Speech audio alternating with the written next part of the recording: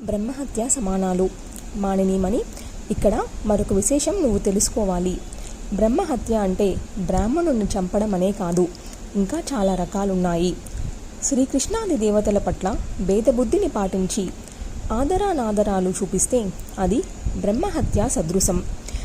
అలాగే ఇష్టదైవము, గురువు, తల్లిదండ్రులు వీరి పట్ల హెచ్చుతగ్గులు పాటించిన, దైవభక్తుల పట్ల భేదబుద్ధిని చూపించిన, విప్ర పాదోదక సాలగ్రామ శిలోదకాల మధ్య భేదం పాటించిన, హరిహర నైవేద్యాల మధ్య తారతమ్యం పరిగణించిన, హరిహరుల మధ్య భేదబుద్ధి పాటించిన, శక్తి భక్తులను, శక్తి శాస్త్రాలను ద్వేషించిన, పితృదేవతార్చనలు పరిత్యజించిన, హరిని హరిభక్తులను నిందించిన, అర్చించకపోయినా, సర్వశక్తి స్వరూప మహాదేవిని నిందించిన, కృష్ణాష్టమి, శ్రీరామనవమి, శివరాత్రి, ఏకాదశి, రవివార వ్రతం ఈ 5 పర్వదినాలను జరపకపోయినా, అంబువాచి భూకణనం చేసిన, గురు మాతా పితృ భార్యాపుత్రుల్ని పోషించకపోయినా, అవివాహితుడిగా సంతానం పొందిన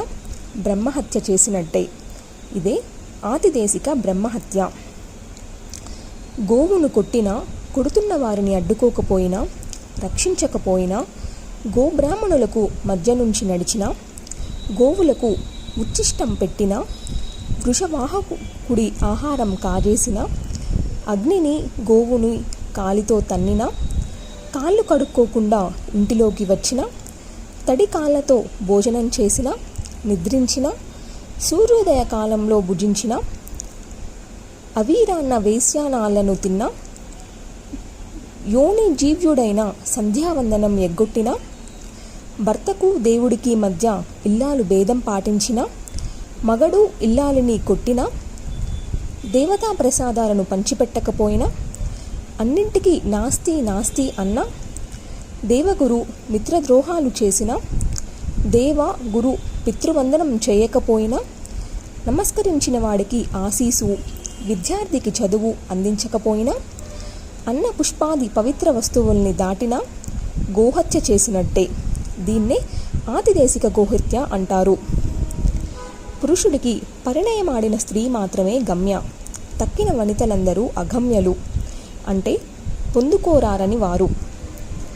అగమ్య గమనం 100 బ్రహ్మహత్యలతో సమానం. కుంభీపాక నరకమే శిక్ష. అపరిశుద్ధుడిగా సంధ్య మార్చిన, అసలు సంధ్యావందనమే చేయకపోయినా అతడు సంధ్యాహీనుడు అవుతాడు, నరకానికి పోతాడు. వైష్ణవ, శైవ, శాక్త, సౌర, గాణప మహామంత్రాలలో ఏదో ఒకటి ఉపదేశంగా పొంది ఉపాసించాలి. అహంకరించి ఏ మంత్రోపదేశమో పొందనివాడు అదీక్షితుడు, ఇతడికి నరకం తప్పదు. పుణ్యక్షేత్రాలలో, తీర్థాలలో అడిగి దానాలు పట్టేవాడు తీర్థ ప్రతిగ్రాహి. దేవుడు పేరు చెప్పి పొట్టపోసుకునేవాడు దేవలుడు. సంధ్యాపూజహీనుడిని ప్రముత్తుడు, పతితుడు అంటారు. వీరితో పాటు గ్రామాయాజీ, సూపకారుడు కుంభీపాక నరకంలో పడతారు. ఇంకా ఎవరెవరు ఏ ఏ కుండాలలో వెళ్ళి పడతారో చెబుతాను. సాధ్వి, ఆలకించు.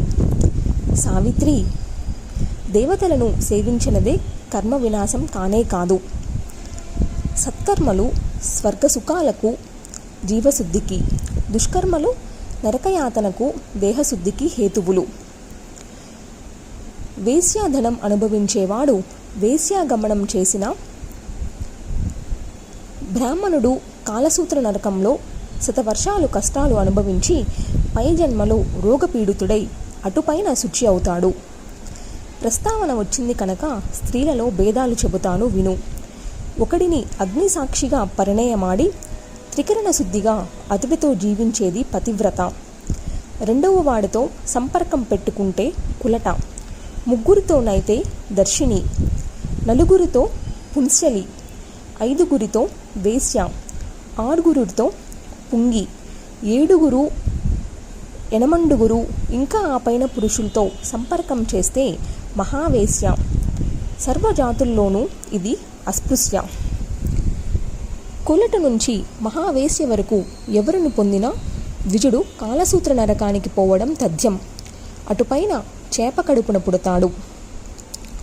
కులటాగామి 1 శతాబ్దము, దర్శినీగామి 4 శతాబ్దాలు, పుంసలీగామి 6 శతాబ్దాలు, వేశ్యాగామి 8 శతాబ్దాలు, పుంగీగామి 10 శతాబ్దాలు ఆ నరకంలో ఉంటాడు. మహావేశ్యాగామి 100 శతాబ్దాలు నరకయాతన అనుభవిస్తాడు. అలాగే వీరు వరుసగా తిత్తిరి, వాయస, కోకిల, వృక, సూకర, శాల్మలీథరు జన్మలు 7 ఎత్తుతారు. సూర్య చంద్ర గ్రహణాలు రోజున జ్ఞానహీనుడై భోజనం చేసిన వాడు అరుంధుద నరకంలో మెతుక్కి ఏడాదిగా దుఃఖాలు అనుభవిస్తాడు.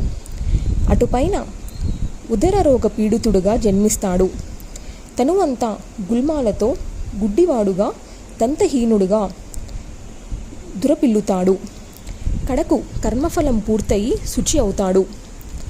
నిశ్చయితాంబూలాలు పుచ్చుకొని మరొకడికి కన్యాదానం చేసిన వాడు పాంసుకుండ నరకానికి పోతాడు. పాంసువులే తింటూ 100 ఏళ్లు తల్లడిల్లుతాడు. వీడిని యమదూతలు శరతల్పం మీద పొర్లిస్తారు. పార్థివలింగం చేసి భక్తితో అర్చించని విప్రుడు శివుడి కోపానికి గురి అవుతాడు. శూలప్రోత నరకంలో శతాబ్దం పాటు క్లేశాలు కుడిచి స్వాపదంగా 7 జన్మలెత్తుతాడు. అటుపైన దేవలుడుగా 7 జన్మలెత్తి కర్మ ఫలానుభవం పూర్తి చేసుకుంటాడు.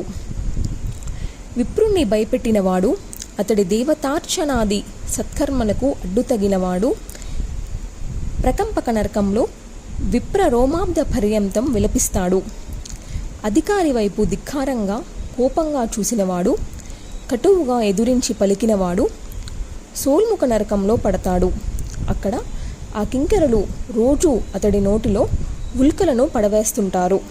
వాడి శరీరం మీద వెంట్రుకలన్ని సంవత్సరాల పాటు రోజు దండతాండనాలు రుచి చూస్తూ యాతనాలు పడతారు. అటుపైన 7 జన్మలు ఆడదిగా పుట్టి వితంతువవుతాడు. అప్పటికి గాని కర్మ ఫలానుభవం పూర్తి కాదు. ఇతరుడితో సంపర్కం పెట్టుకున్న బ్రహ్మని అందకూప నరకానికి పోతుంది. 14 మంది ఇంద్రులు మారేదాకా యమకింకరులు బాధలు అనుభవిస్తుంది. అటుపైన కాకిగా 1000 జన్మలెత్తుతుంది. పందిగా 100 జన్మలు, శృగాలిగా, కుక్కుటిగా, పారావతిగా, వానరిగా 100 జన్మలు ఎత్తి కడపటికి మళ్ళీ మానవిగా రజక గృహంలో పుట్టి క్షయరోగ పీడితురాలై పుంసలిగా మారి కుష్ఠవ్యాధికి లోనై మరణిస్తుంది. అప్పటికి దుష్కర్మ ఫలం పూర్తి అవుతుంది.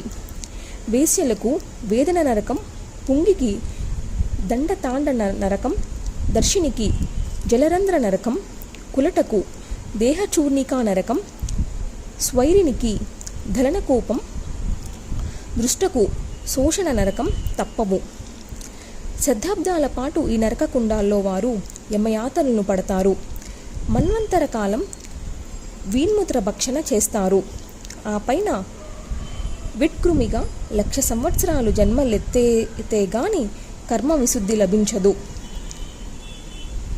సవర్ణ పారాదారికులు కషాయ నరకకుండంలో పొర్లుతారు. కషాయ తపోద్దకం తాగుతూ 100 ఏళ్లు యాతన పడతారు. అనులోమ విలోమ పారిదారకులు స్త్రీ పురుషులిద్దరూ శూర్పకూపంలో శూర్పకారక్రిమి దిష్టులవుతారు. యమదూతలు కాగిన మూత్రం తాగిస్తారు. దండతాండనాలు సరేసరి. అటుపైన వరాహంగా చాలగంగా 7 జన్మలెత్తి కర్మ విశుద్ధి పొందాలి.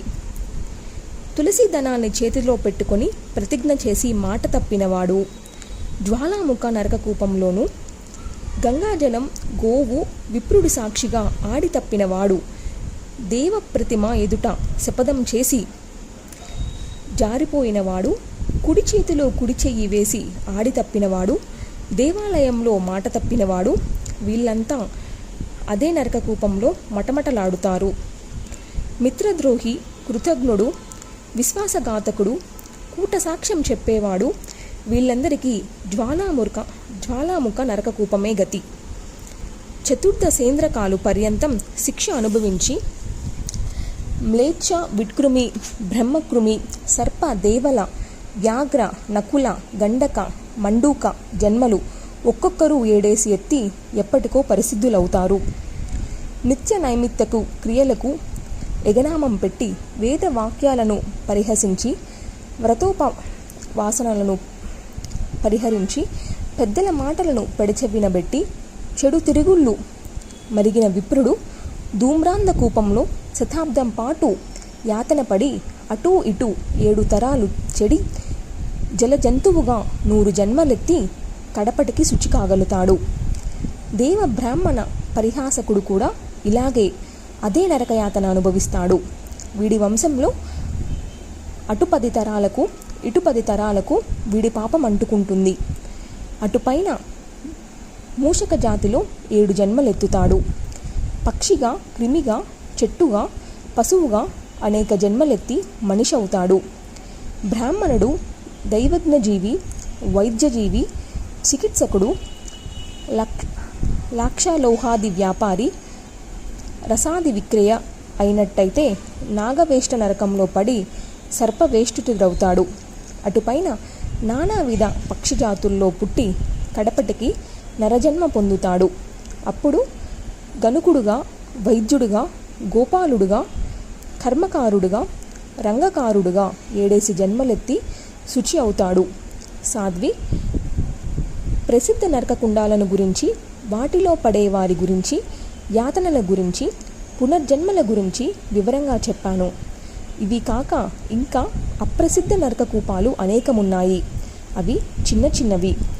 వాటిలో పడే పాతకులు ఉన్నారు. దుష్కర్మ ఫలాలు అనుభవించి అనేక జన్మలు దురావస్థలు అనుభవించి పరిశుద్ధులవుతారు. నేను ప్రత్యక్షంగా ఎరుగుదను కనుక, వాటికి అధిపతిని కనుక స్పష్టంగా తెలియపరిచాను. ఇంకా ఏమేం తెలుసుకోవాలనుకుంటున్నావో అడుగు అని ముగించాడు యమధర్మరాజు.